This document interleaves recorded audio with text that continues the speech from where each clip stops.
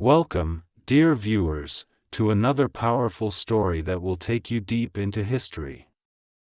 Today, we are going to talk about a man whose name once echoed across the Middle East and the world, Saddam Hussein.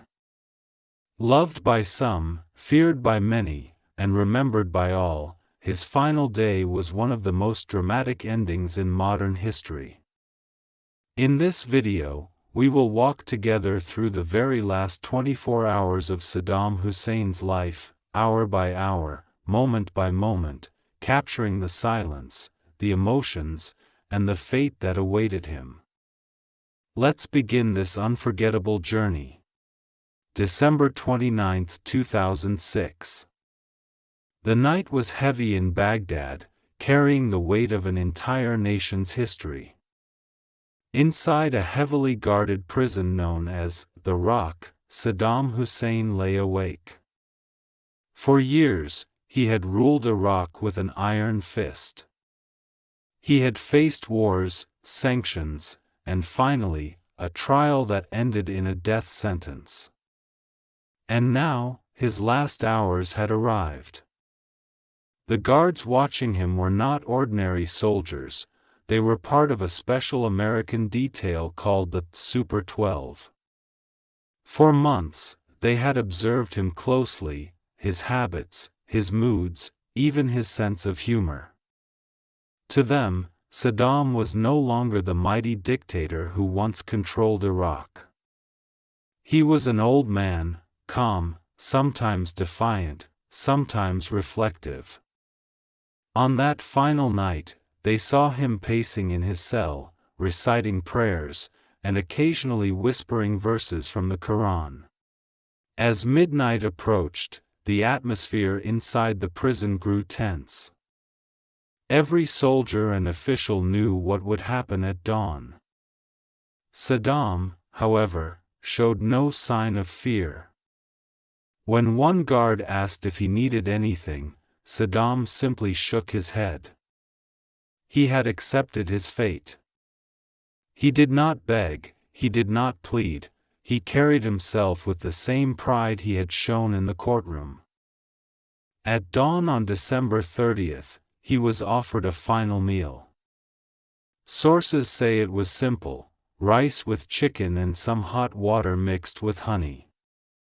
He ate little, speaking softly to those around him.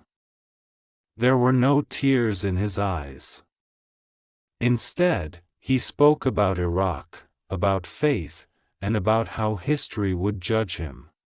Soon after, Iraqi officials entered his cell. They told him the time had come. Saddam listened silently, then stood up with surprising energy for a man of his age. He straightened his coat, adjusted his beard, and said a few words of prayer. The guards placed handcuffs on his wrists, but he requested that his hands remain free during his walk. Some accounts say his wish was granted, others say it was not. But what is certain is that he walked steadily toward the door, without resistance. The convoy moved through the dimly lit corridors of the prison. Outside, the city was restless. Rumors of his execution had already spread, and Baghdad was divided.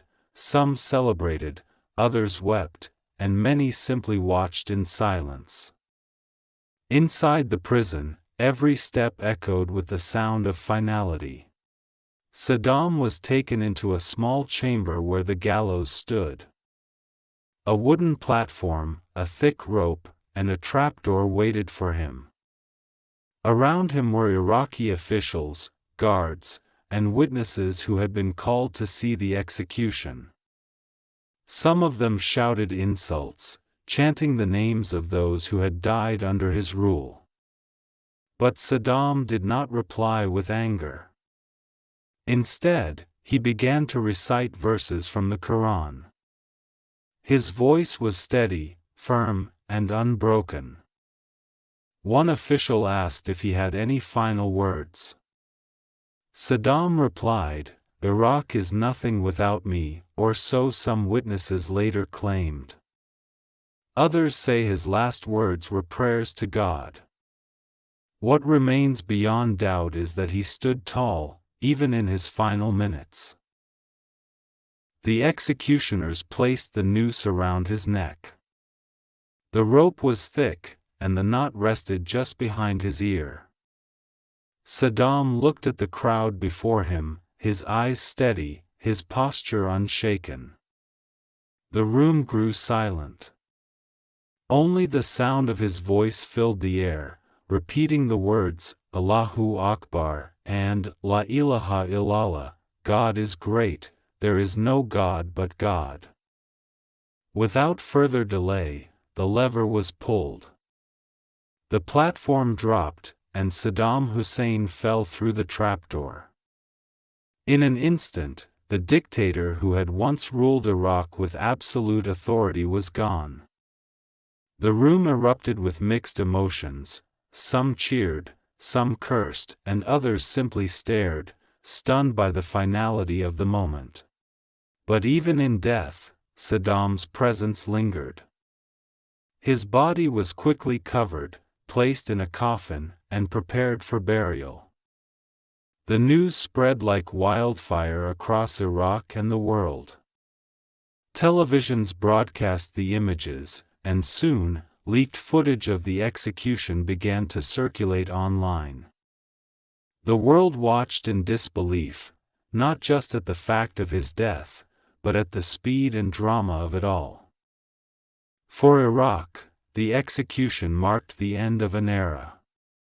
Some saw it as justice, others as revenge, and many as the beginning of a new, uncertain chapter. For the guards who had watched him in those last hours, it was surreal. They had seen a man stripped of all his power, reduced to a prisoner facing the same fate as any mortal. And yet, they admitted, he faced death with a kind of dignity they did not expect. That final day remains one of the most unforgettable chapters in Middle Eastern history. It showed the world how quickly power can fade, how swiftly empires can crumble, and how even the most feared men are not beyond the reach of mortality. Saddam Hussein, once a symbol of strength and fear, had faced his last 24 hours not as a president, not as a dictator, but simply as a man. And that brings us to the end of this emotional journey through the last 24 hours of Saddam Hussein. His story is a reminder that no matter how powerful someone may seem, time spares no one. History will always remember him in many different ways, some with anger, some with sorrow, and some with reflection. But his final day stands as proof that life, no matter how mighty, always has an ending. If you found this video meaningful, I invite you to subscribe, share this story, and join us for more journeys into history's untold moments. Thank you.